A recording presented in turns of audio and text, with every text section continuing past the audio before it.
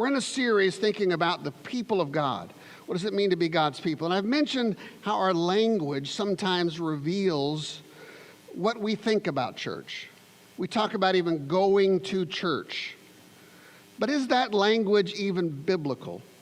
Some were so confused by this language that one person said, at least one person said, maybe more than others, that when we sold our building and we're in the process of moving here, one person said that College Church of Christ is no more. Can you imagine when the 49ers built their new stadium a few years ago?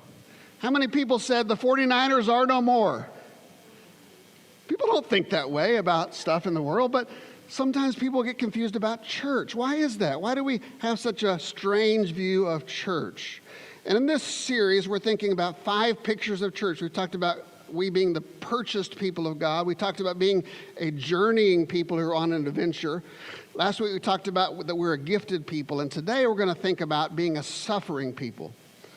So be ready for this. We're going to be in the book of Hebrews. It's the passage that Don read for us a moment ago. And the book of Hebrews paints an either-or picture. We either bind ourselves to patterns, to a blueprint system that does not give life, or we give ourselves to Jesus, who is greater than all.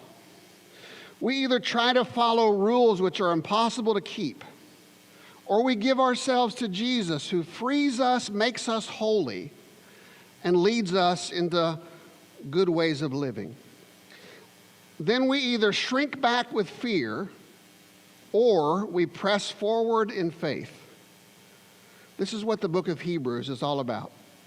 And so this morning, as we think about our text, bear that in mind. And so what I want to share at the beginning is I want to go ahead and tell you what I'm going to talk about, so that if you want to tune out the rest of the sermon, you can. Here's what I want to say, though. And it's what the text says. And I'm going to say it in 2 statements. The first of this statement is this. One of the greatest temptations in church is, one of the greatest temptations for the church is to turn inward and hide from the world.